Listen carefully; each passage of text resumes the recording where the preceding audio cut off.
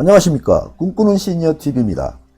오늘은 2021년 10월 14일부터 개정되는 근로기준법 등 새롭게 시행되는 개정안에 대해서 살펴보고자 합니다. 근로기준법 임금채권보장법 시행령 개정안 10월 14일부터 시행한다, 이런 제목으로 발표가 되었는데요. 정부는 10월 6일 국무회의에서 근로기준법 시행령, 임금채권보장법 시행령, 외국인 근로자의 고용 등에 관한 법률 시행령, 산업안전보건법 시행령 개정안 등 고용노동부 소관 4개 법령안을 심의 의결하였습니다. 첫 번째, 근로기준법 시행령 개정안입니다. 근로기준법은 이렇게 변경이 되었습니다. 근로기준법 개정으로 10월 14일부터 직장 내 괴롭힘을 행한 사용자와 사용자의 친족인 근로자에 대해서 1,000만원 이하의 과태료가 부과됩니다. 이에 따라서 직장 내 괴롭힘 제재 대상이 되는 사용자의 친족 범위를 사용자의 배우자, 사촌 이내의 혈족, 사촌 이내의 인척으로 규정을 했습니다. 직장 내의 괴롭힘이란 직장에서의 지위 또는 관계의 우위를 이용하여 다른 근로자에게 신체적, 정신적 고통을 주거나 근무 환경을 악화시키는 행위를 말하는데요.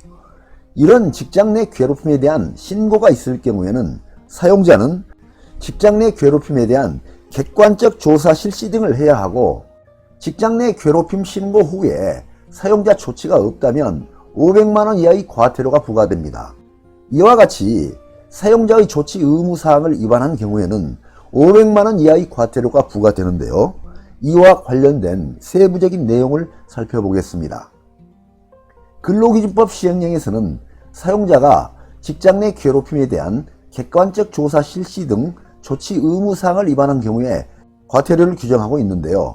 직장 내 괴롭힘 발생 사실 확인을 위한 조사를 실시하지 않은 경우에는 1차에 300만원, 피해 근로자가 요청 시 근무 장소 변경 등 적절한 조치를 취하지 않은 경우 1차에 200만원, 가해자에게 징계 등 필요한 조치를 하지 않은 경우에도 1차에 200만원, 조사 과정에서 알게 된 비밀을 다른 사람에게 누설한 경우에도 1차에서 300만원의 과태료를 부과하도록 규정하고 있습니다.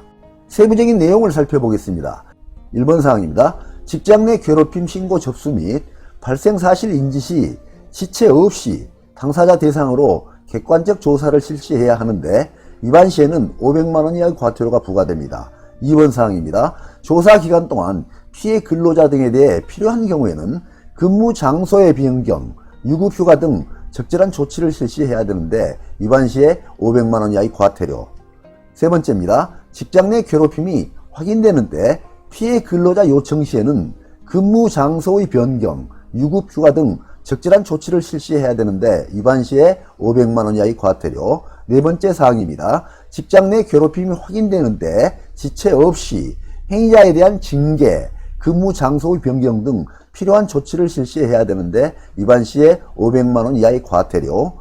5번 사항입니다. 신고, 피해 근로자에 대한 해고, 불리한 처우를 금지하고 있는데, 이를 위반 시에는 3년 이하의 징역 또는 3천만원 이하의 벌금에 처하도록 하고 있습니다.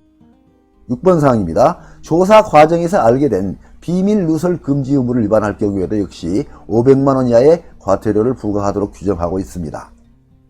그간에는 직장 내 괴롭힘 행위의 가해자가 사용자나 사용자의 친족인 근로자인 경우에는 적절한 조치를 기대하기가 어려웠으나, 앞으로는 과태료 등을 부과하여 실효성을 담보할 수 있을 것으로 보입니다.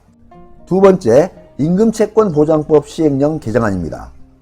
임금채권보장법 개정으로 10월 14일부터 재직자 대지급금 제도가 신설이 되고, 대지급금 지급 절차가 간소화됨에 따라서 시행령에 대지급금 지급 대상 근로자 기준을 마련하였습니다. 임금체불로 고통받는 근로자를 지원하는 대지급금 제도가 더욱더 든든해질 것으로 보입니다. 임금채권보장법 시행령에서는 간이 대지급금 지급 대상을 확대했는데요.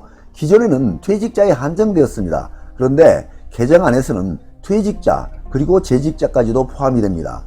재직자 기준을 보게 되면 첫 번째, 소송, 진정 제기 당시 근로계약을 유지해야 되고, 두 번째, 임금액이 최저임금의 110% 미만이어야 되고, 세 번째, 마지막 체불일의 다음 날로부터 2년 이내에 소송을 제기하거나 1년 이내에 진정 등을 제기해야 합니다. 간이대지기금 지급 절차 간소화를 보겠습니다. 기존에는 확정 판결이 있는 경우에만 지급을 하였습니다. 그런데 개정안에는 확정 판결뿐만 아니라 체불임금 등 사업주 확인서가 있는 경우에도 지급할 수 있도록 하였습니다.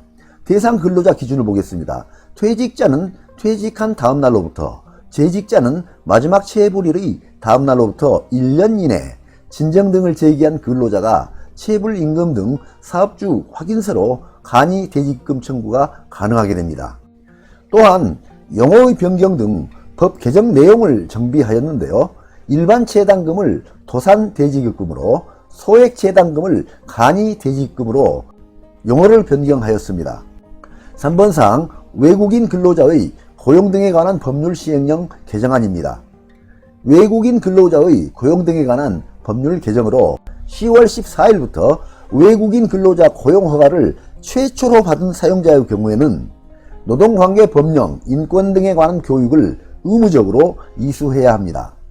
해당 교육은 한국산업인력공단에서 무료로 제공하며 집체 또는 온라인 학습으로 6시간 동안 진행됩니다.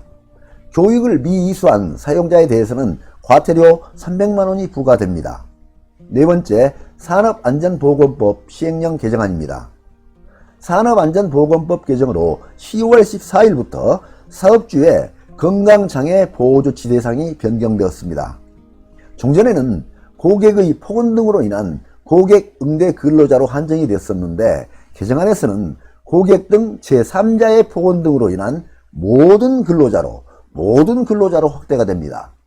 이로써 앞으로 경비원 등 고객 응대 근로자에는 해당되지는 않지만 고객 등 제3자의 폭언 등에 노출되는 근로자까지 보호 대상에 포함됨으로써 근로자 건강권 보호가 더욱더 강화될 것으로 기대됩니다. 네, 오늘은 10월 14일부터 변경 적용되는 근로기준법 등에 관하여 살펴보았습니다. 많은 도움이 되시길 바랍니다. 항상 건강과 행복이 함께 하시기를 기원드립니다. 끝까지 경청해 주셔서 감사합니다.